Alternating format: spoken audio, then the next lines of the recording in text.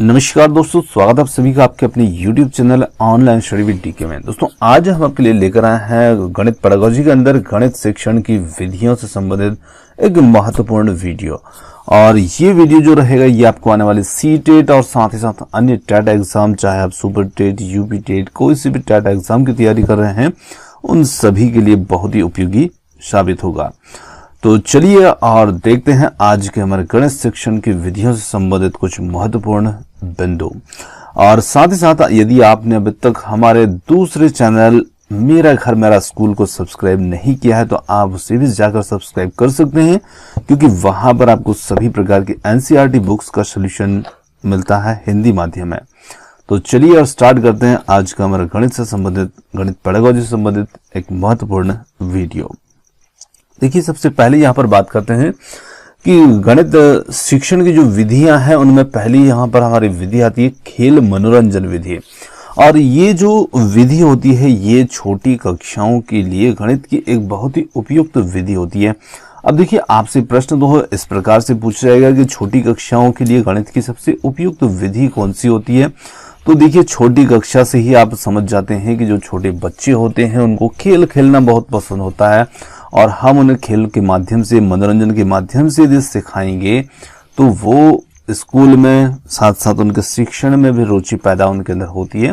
तो यहाँ पर हमें इस प्रश्न से ही यहाँ पर उत्तर समझ में आ जाता है, खेल और मनोरंजन विधि। चलिए अगली विधि की बात करते हैं।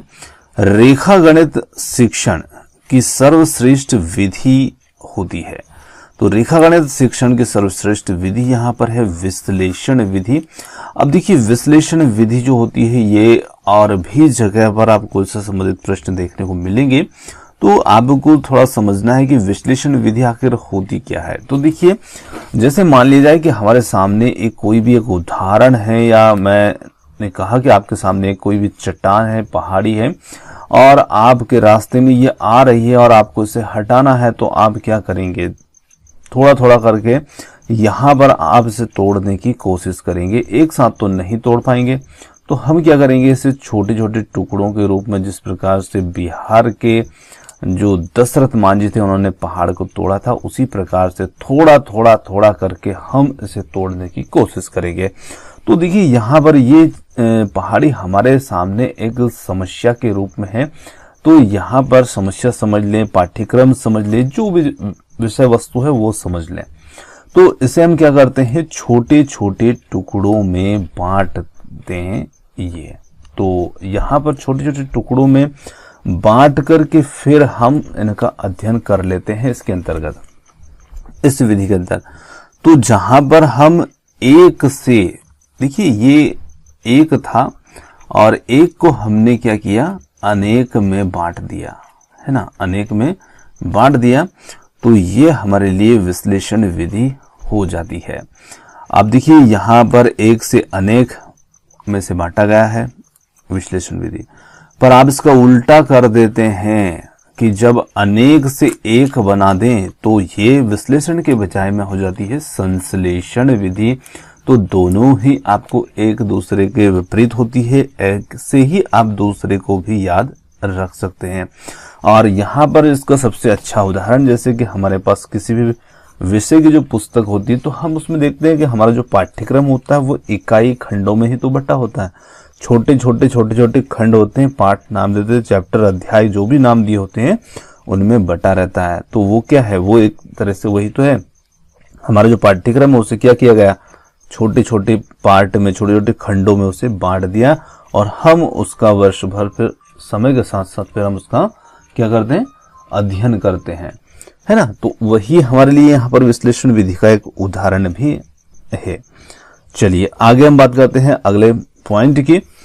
बेलनाकार आकृति के शिक्षण की सर्वश्रेष्ठ विधि जो होती है कौन सी होती है, तो बेलनाकार आकृति के संबंध के शिक्षण की सर्वश्रेष्ठ विधि जो होती है वो यहाँ पर है आगमन निगमन विधि। देखिए, आगमन और निगमन दो अलग अलग विधियां हैं, और ये विधि भी बिल्कुल वैसी है जिस प्रकार से विश्लेषण और संश्लेषण होती है, और ये दोनों भी एक दूसरे के बिल्कुल विपरीत होती है। जिस प्रकार से हमने देखा कि विश्लेषण में हम क्या करते हैं, एक को अनेक में बांटते हैं और संश्लेषण में अनेक से हम एक बनाते हैं।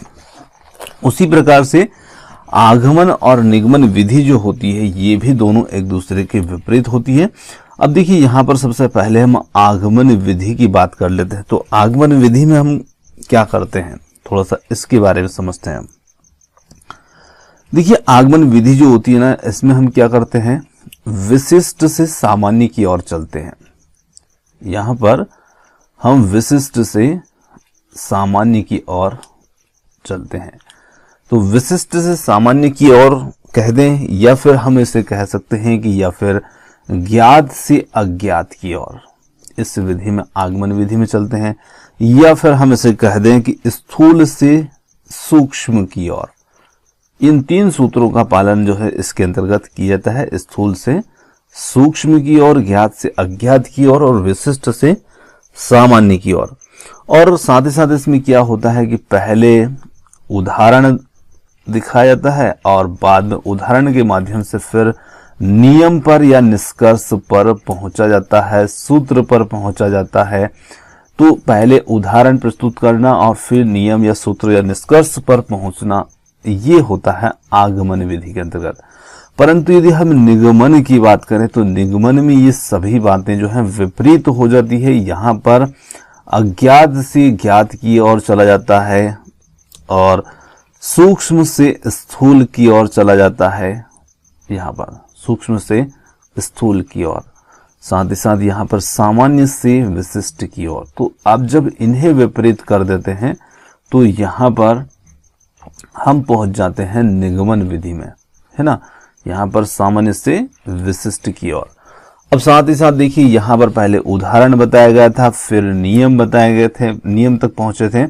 अब यहाँ पर क्या होगा कि पहले नियम बताया जाएगा, नियम सिखाया जाएगा और उस नियम के तहत सूत्र से, नियम से हम पहुंचते हैं फिर उसके उदाहरणों पर। तो ये भी एक दूसरे के बिल्कुल विपरीत चला करती है दोनों विधियां। अब देखिए एक बात आपको समझना है, स्थूल से सूक्ष्म की ओर। तो स्थूल मतलब बड़ी चीजें और सूक्ष्म मतलब छोटी चीजें।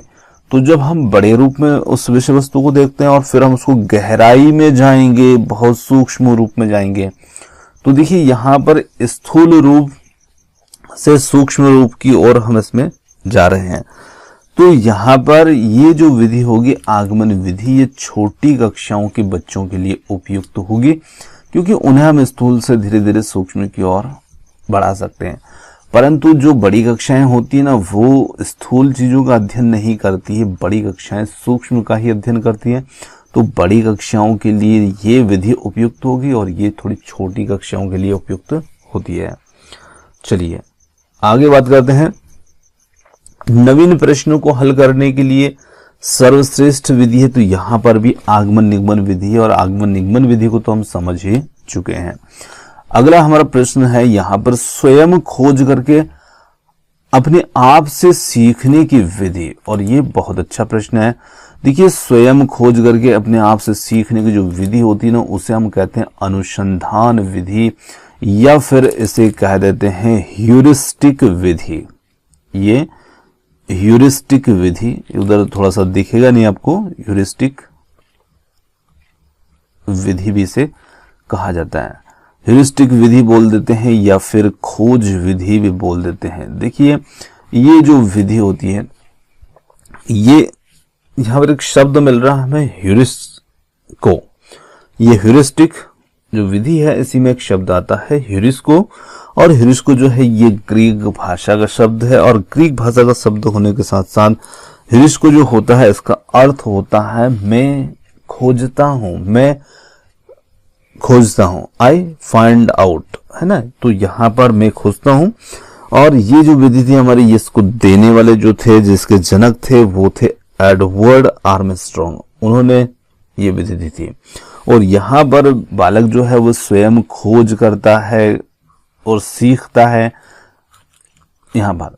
तो इसी को अनुसंधान भी बोल देते हैं, खोज भी बोल देते हैं, ह्यूरिस्टिक विधि भी बोल देते हैं। और यहाँ इस विधि से बच्चा जो होता है, बालक जो होता है, वो क्या करता है, खोजी प्रवृत्ति का बन जाता है। मतलब वो खुद अपनी समस्याओं के हल को खोज लेता है। तो बहुत अच्छा प्रश्न है ये। चलिए आगे है, मानसिक, सामाजिक एवं शारीरिक विकास के लिए सर्वश्रेष्ठ विधि है। देखिए अब तीनों चीजें एक साथ आ गई हैं, मानसिक, सामाजिक एवं शारीरिक। तो भाई तीनों जब चीजें साथ में होती है ना, तो उस स्थिति में हमारे लिए सबसे अच्छी विधि तो खेल विधि होती है। और हम जानते हैं कि खेल से हमारा सामाजिक, मानसिक और शारीरिक विकास खेलों के माध्यम से ही होता है। तो यहाँ पर खेल विधि हमारा उत्तर हो जाएगा। चलिए आगे बात करते हैं, सर्वाधिक खर्चीली विधि या प्रोजेक्ट विधि। ये प्रश्न जो है कई बार पूछा जा चुका है। सबसे खर्चीली विधि कौन सी है? तो ये प्रोजेक्ट विधि जो होती है ये सबसे खर्चीली विधि होती है। चलिए आगे बात कर, ज्यामिति, हमारा प्रश्न जो था एक पहले छूट गया था, ज्यामितीय समस्याओं को हल करने के लिए सर्वश्रेष्ठ विधि है। तो देखिए ज्यामितीय समस्याओं के लिए यहाँ पर विश्लेषण विधि और संश्लेषण विधि दोनों को हम अभी देख चुके हैं।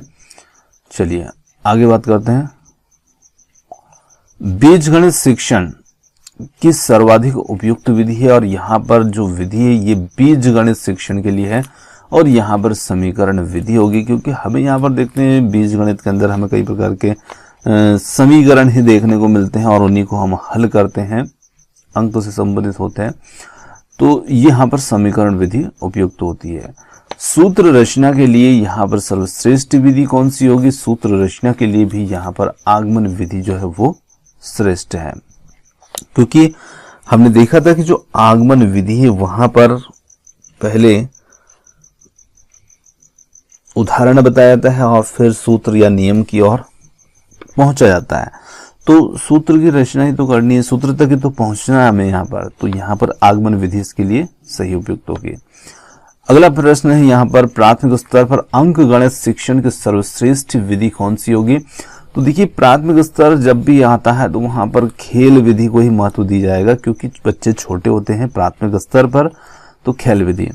अगला है यहाँ पर, वैज्ञानिक आविष्कार को सर्वाधिक बढ़ावा देने वाली विधि कौन सी होती है? तो वैज्ञानिक आविष्कार को बढ़ावा देने वाली विधि जो है विश्लेषण विधि, जहां पर आपके सामने एक जटिल से जटिल समस्या भी होती है तो उसे आप छोटे छोटे खंडों में बांट करके आसानी से उसकी समस्या का हल तक पहुंच सकते हैं।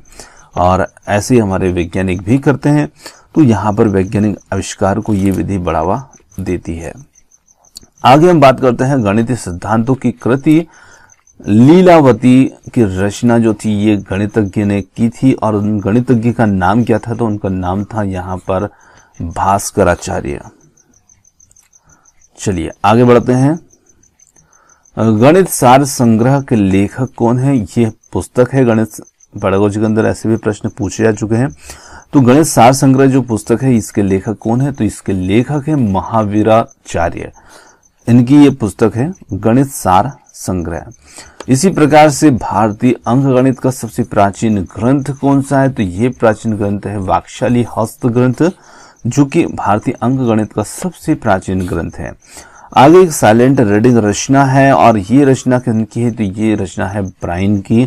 और ब्राइन से आप याद रख सकते हैं कि जब भी हम साइलेंट रीडिंग करते हैं तो हमारा जो ब्रेन होता है उस ब्रेन में सारी चीजें जो होती है चली जाती है, घुस जाती है, और हम आसानी से उस चीज को दिमाग में उतार लेते हैं। कब? जब हम साइलेंट रीडिंग करेंगे, जब मौन वाचन करेंगे, मौन रूप से हम पढ़ेंगे उसको, तब, है ना। और जब भी हम किसी चीज को साइलेंट रूप में पढ़ते हैं, साइलेंट रीडिंग करते हैं, तो वो सीधे हमारे दिमाग में जाती है, ब्रेन में जाती है।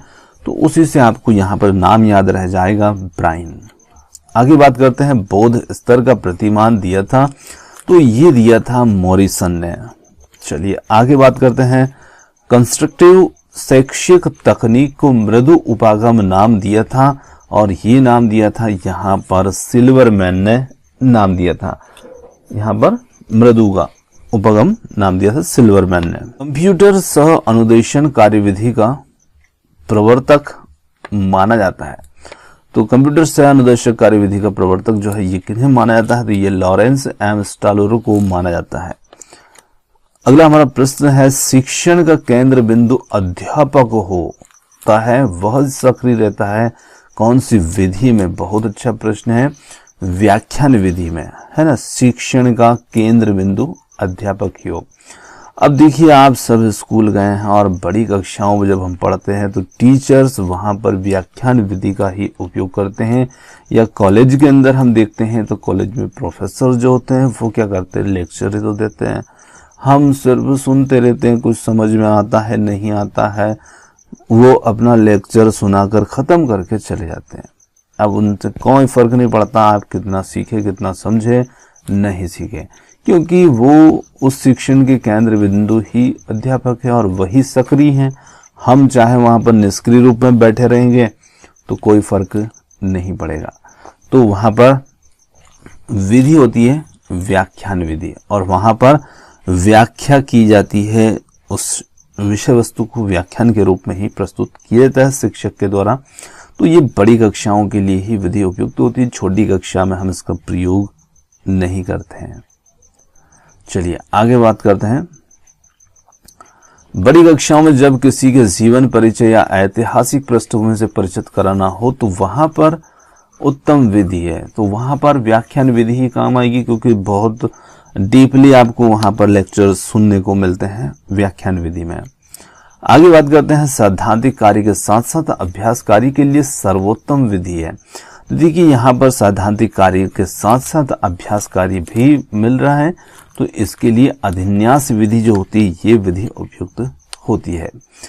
प्राथमिक स्तर पर अंक गणित शिक्षण स्मृति केंद्रित होना चाहिए, और जिसका आधार क्या होना चाहिए, तो यहाँ पर इसका आधार होना चाहिए पुनरावृत्ति, है ना। जब भी हम कोई शिक्षण प्राथमिक स्तर पर करते हैं या बच्चों को गणित से संबंधित कोई शिक्षण कराते हैं तो उसकी पुनरावृत्ति होना चाहिए, ताकि वो चीजें उनकी स्मृति में बनी रहे।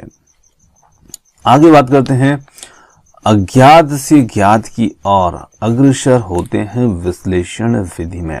अब देखिए, अज्ञात से ज्ञात की ओर हम विश्लेषण विधि में अग्रसर होते हैं, परंतु इसी के साथ साथ हमने देखा था कि निगमन विधि में भी तो होता है, तो निगमन विधि में भी ये चीज होती है।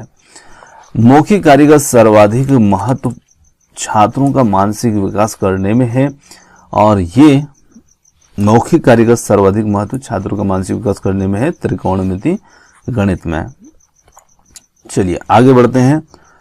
दृश्य श्रव्य साधनों के प्रयोग से अपने शिक्षण पद्धतियों में सबसे अधिक महत्वपूर्ण स्थान दिया फ्रोवेल और मॉन्टेसरी ने। देखिए, मॉन्टेसरी जो है इन्होंने एक मेथड भी दी है, उसी को मॉन्टेसरी विधि के नाम से भी जाना जाता है, मरिया मॉन्टेसरी ने। और यहाँ पर जो हमारा प्रश्न है वो है, दृश्य श्रव्य साधनों के प्रयोग से अपने शिक्षण पद्धतियों में सबसे ज्यादा महत्वपूर्ण स्थान दिया इन दोनों ने। देखिए, इनका मानना था कि हम दृश्य और श्रव्य साधनों का प्रयोग करते हैं तो बच्चे जो है अधिक में बहुत रुचि लेते हैं और बहुत जल्दी सीखते हैं, तो इन्होंने सबसे ज्यादा महत्वपूर्ण स्थान दिया है इन्हीं दृश्य श्रव्य साधनों को। आगे बात करते हैं, कोरे शब्द ज्ञान को महत्वहीन घोषित किया था रूसो और कॉमेनियस ने। अगला पॉइंट है, प्रत्यक्ष अनुभव पर जोर दिया। किसने दिया? तो शिक्षा शास्त्री पेस्टोलॉजी ने यहां पर इस पर जोर दिया। अब देखिए, प्रत्यक्ष अनुभव जिसे हम डायरेक्ट एक्सपीरियंस भी कहते हैं, और यहां पर जब भी आप खुद उस चीज का अनुभव करते हैं तो आप बहुत अच्छे से उसे सीखते हैं। ये भी बिल्कुल सही बात है, क्योंकि हम किसी समस्या से जब स्वयं प्रत्यक्ष जब तक उस तक नहीं गुजरते हैं तो हमें ना तो उस समस्या के बारे में पता होता है ना उसके हल के बारे में पता होता है। तो प्रत्यक्ष अनुभव होना चाहिए। अगला है अवरोही अभिक्रम। मैथमेटिक्स का विकास 1962 में ईस्वी में किया गया था, और ये किया गया था थॉमस एफ गिलबर्ट ने।